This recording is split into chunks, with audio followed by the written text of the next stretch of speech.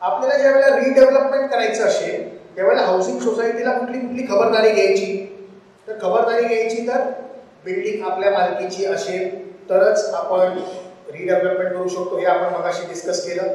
Property कार्डमध्ये आपलं नाव पाहिजे, कन्व्हेन्स केलं नसेल तर डीम कन्व्हेन्स करून घ्यायचं. हे झाला हा पहिला एलिजिबिलिटी क्रायटेरिया. दुसरा क्रायटेरिया की संस्थेने आपले इलेक्शन्स प्रॉपर करून घ्यायचे. दर 5 वर्षांनी संस्थेने इलेक्शन्स घ्यायचे असतात. जर तुम्ही इलेक्शन्स केले नसतील तर मग तुम्हाला भविष्यामध्ये रिडेव्हलपमेंटमध्ये अडथळा येऊ शकतो. त्याप्रमाणे मग इलेक्शन्स जे आहेत ते इलेक्शनचे रूल्स कोऑपरेटिव्ह हाऊसिंग सोसायटीने प्रचलित केलेले आहेत. ते म्हणजे इलेक्शन रूल्स 2021 फॉर 250 पेक्षा कमी मेंबर असलेल्या हाऊसिंग सोसायटीचे, आणि ज्या 250 पेक्षा जास्त मेंबर संख्या असेल तर इलेक्शन रूल्स 2014 याप्रमाणे इलेक्शन करून घ्यायचं. आणि तिसरा क्रायटेरिया कुठला आहे? एक झाला कन्व्हेन्स, एक झाला इलेक्शन. तिसरा क्रायटेरिया तुमचा आहे की बिल्डिंग तुमची 30 वर्षापेक्षा जुनी पाहिजे. नवीन बिल्डिंगला रिडेव्हलपमेंट करत बसायचं नाही. 30 years old building development control रेग्युलेशननी सांगितलेलं आहे. पण आपल्याकडे बरेच प्रश्न असे पण येतात किंवा बरेचसे आपल्याकडे हायकोर्टचे जजमेंटही आपल्याला पाहायला मिळतात की जर समजा बिल्डिंगचं वय 30 वर्ष नसेल पण बिल्डिंग खरोखर डिलॅपिडेटेड कंडिशनमध्ये आहे, बिल्डिंगचे रिपेरेबल कंडिशन नाही आहे, स्ट्रक्चरल मेंबर्स डिटोरिएट झालेले आहेत आणि बिल्डिंगचं वय 25 आहे, 22 आहे, 23 आहे, तर अशा वेळेला पुन्हा टॅग कमिटीचा प्रश्न आपल्याकडे येतो.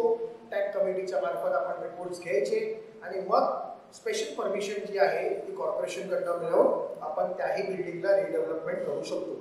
पण सरसकट पहिला क्रायटेरिया असा आहे की 30 वर्ष बिल्डिंगचं आयुष्य असेल तर तुम्ही एलिजिबिलिटी आहे रिडेव्हलपमेंट करण्यासाठी तुम्ही पात्र म्हणून ठरता. ही झाली आपली पात्रता. आता रिडेव्हलपमेंट कोऑपरेटिव्ह हाऊसिंग सोसायटीचं कसं करायचं, तर त्यासाठी काही गाईडलाईन्स दिलेले आहेत. ते गाईडलाईन्स म्हणजे आपले 4 जुलै 2019चे गाईडलाईन्स. आणि 4 जुलै 2019 मध्ये जे गाईडलाईन्स दिलेले आहेत त्या गाईडलाईन्स प्रमाणे आपण आपल्या कोऑपरेटिव्ह हाऊसिंग सोसायटीचं रिडेव्हलपमेंट करायचं. काय दिलं आहे गाईडलाईन्स मध्ये? Simple. Special general body meeting घ्यायची.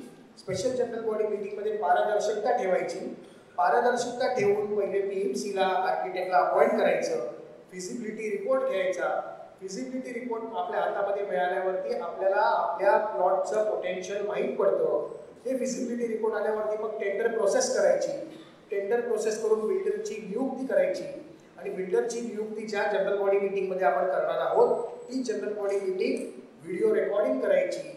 रजिस्ट्रारचा प्रतिनिधी त्या मीटिंगमध्ये बोलवायचा आणि त्या मीटिंगचं कोरम जे आहे ते आपल्याला 2/3 असं पाहिजे. म्हणजे 100 मेंबरची जर आपली संस्था असेल तर 67 मेंबर्स त्या मीटिंगमध्ये हजर पाहिजे. आणि आपलं किती लोकांनी मिळून बिल्डरची अपॉइंटमेंट करायची, तर 100 मेंबरची संस्था असेल तर 51% लोकांनी मिळून जे आहे बिल्डरला कन्सेंट देऊ शकतात. आणि जे 51% लोक बोलतात ते 49% लोकांनी त्याच्यावरती अंमलबजावणी करणं गरजेचं आहे असं कायद्याने सांगितलेलं आहे. म्हणजे 51% लोकांनी सांगितलं की A नावाच्या डेव्हलपरला सिलेक्ट करायचं, तर 49 लोक जर म्हणत असतील की B डेव्हलपरला सिलेक्ट करूया, तर कायदा सांगतो की कोऑपरेटिव्ह हाऊसिंग सोसायटीने A डेव्हलपरला सिलेक्ट करणं गरजेचं आहे. सिंपल एक्झाम्पल आहे. बिल्डिंगला सफेद पेंट लावायचा की हिरवा लावायचा असं जर वादविवाद असतील आणि 51% लोक म्हणत असतील की सफेद कलर लावायचा, तर मग सफेद अर्धा आणि अर्धा हिरवा लावत बसायचं नाही. कायदा सांगतो की अख्ख्या बिल्डिंगला सफेद कलर लावायचा. तोच फॉर्म्युला इथे अप्लाय करायचा. 51% लोक जे बिल्डर प्रेफर करत आहेत त्याच डेव्हलपरला व्हिडिओ रेकॉर्डिंग करून special general body meeting conduct करून रजिस्ट्रारच्या प्रेझेन्समध्ये डेव्हलपरची अपॉइंटमेंट करायची. आणि अशा तऱ्हेने जर आपण बिल्डरची अपॉइंटमेंट केली तर दोन्ही केसमध्ये टेनंट पागडी किंवा कोऑपरेटिव्ह हाऊसिंग सोसायटी असो, मग डिस्प्यूट्स जे आहेत ते कमी होतात, कोर्टामध्ये वादविवाद कमी होतात आणि अशा तऱ्हेने पारदर्शकतेप्रमाणे तुम्ही तुमच्या डेव्हलपरची अपॉइंटमेंट करून रिडेव्हलपमेंट करू शकता. पारदर्शकता काय बघायची? डेव्हलपरची पारदर्शकता आपण काय बघतो, तर त्याचे फायनान्शियल स्टेटस बघतो, त्यांनी केलेली कामं बघतो. आज रेराच्या वेबसाईटमध्ये त्यांची नावं डिस्प्ले होतात, त्यांनी कुठे कुठे कामं केलेली आहेत हे आपल्याला दिसतं. थोडंसं आपण आर्किटेक्टकडनं अभ्यास करून या डेव्हलपरची पार्श्वभूमी जाणून घ्यायची आणि हे सगळे विषय आपल्याला जनरल बॉडी मीटिंगमध्ये मांडायचे. लोकांना एक्सप्लेन करून सांगायचे आणि मग एकमताने किंवा जे काय मेजॉरिटीने आपण बिल्डरची नियुक्ती जी आहे ती करायची, असं आपल्याला कोऑपरेटिव्ह हाऊसिंग सोसायटीमध्ये देखील सांगितलेलं आहे. मग हा झाला विषय आपला रिडेव्हलपमेंटचा.